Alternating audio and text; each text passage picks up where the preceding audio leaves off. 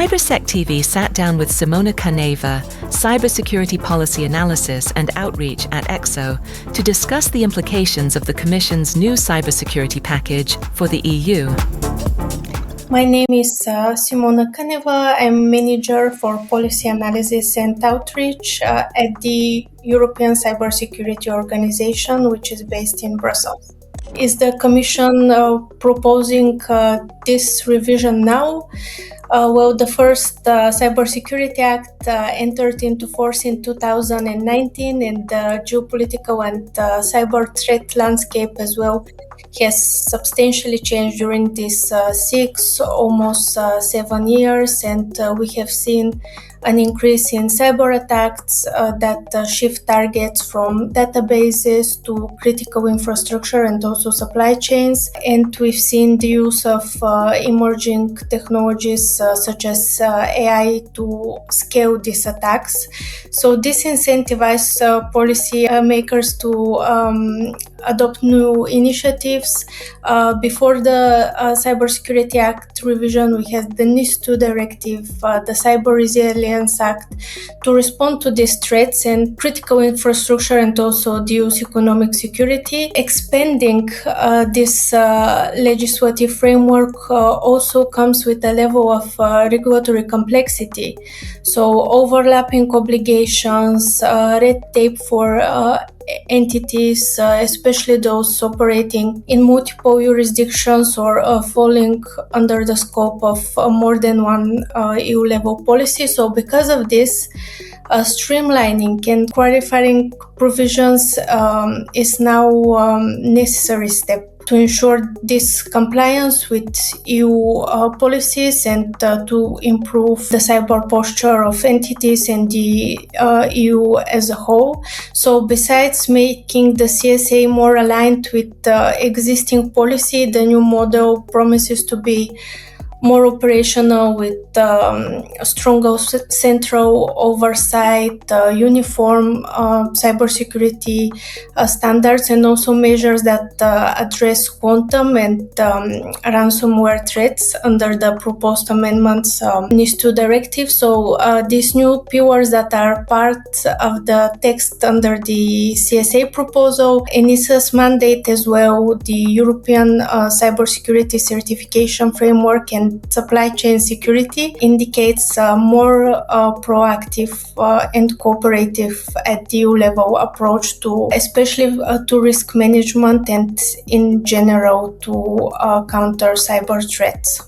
The existence of multiple EU regulations could be a burden for businesses, and over the past year at ECSO especially, we have been cooperating with many stakeholders to identify these compliance challenges and to propose relevant solutions.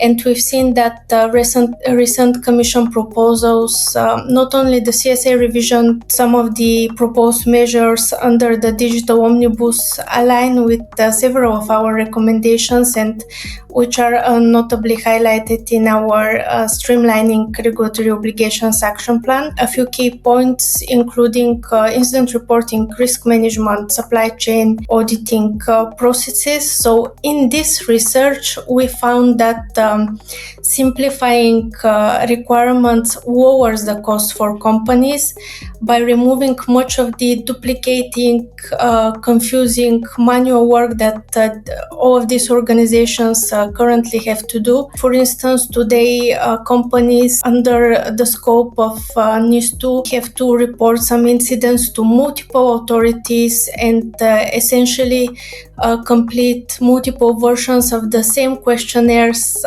in different member states, map different national frameworks to the same internal controls. So when the rules are more aligned, these organizations will spend far less time on paperwork, consultants, and on administrative tasks, which can essentially raise costs if we don't have clear and aligned measures, and costs can also increase if there are decrease if there are common templates, shared platform, which will help companies in a way that they would not have to manually collect data or maybe redo the same work for every audit that they have. And this is especially relevant for SMEs, which of course often lack the needed resources and the necessary dedicated compliance teams.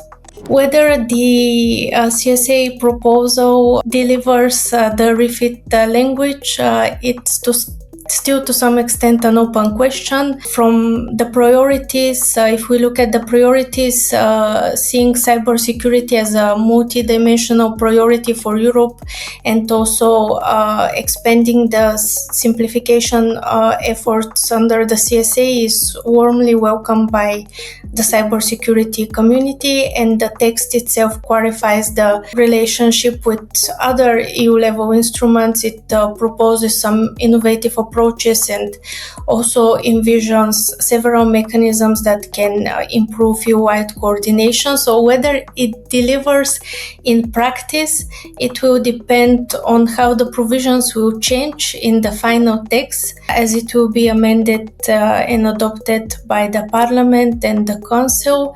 It will also depend on further guidance from the Commission and on the manner of implementation. So if we look at this question from ECSO's perspective, also important to note that we are an organization that represents both public and private stakeholders, so including national authorities, large companies, SMEs, users coming from all sectors. As this legislative process unfolds in the upcoming months, we will continue engaging with EU institutions and member states to essentially assess the implications for different stakeholders.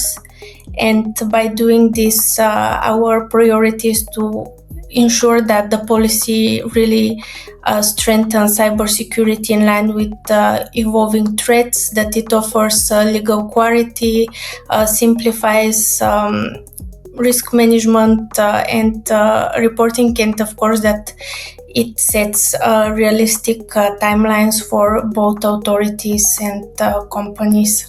It comes to the Cybersecurity Act revisions, businesses should be prepared to benefit from the opportunity to demonstrate compliance through the proposed certification regimes.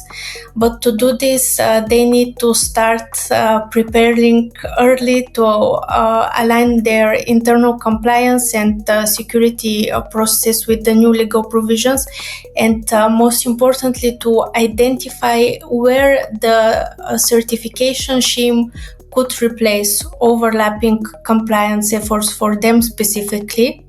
So cybersecurity controls, documentation, vendor risk processes should be mapped, proposal, and also to other relevant EU-level policies, such as the NIS2 directive, for example. But at the same time, stakeholders should also closely monitor how the legislative process progresses, and during this time remain active within their industry associations and public-private cooperation initiative, because this type of engagement can actually help organizations to anticipate the upcoming changes, to contribute to the ongoing debates on how the proposal could be possibly amended, and afterwards to adapt quickly once the final provisions are adopted.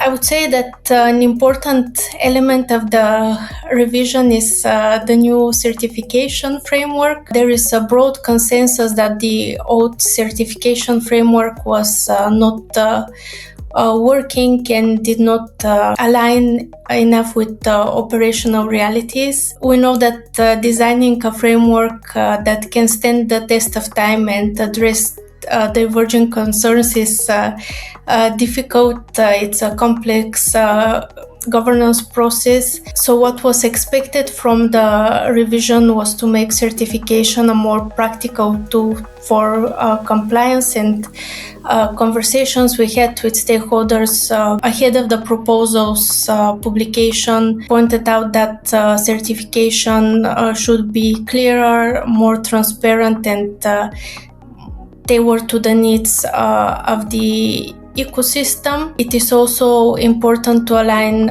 certification efforts with the provisions beyond the CSA, and to ensure that this instrument can truly improve organizations' cybersecurity, and also in this way to increase consumer trust, and hopefully in the process is the compliance with EU level policies. Thank you for having me.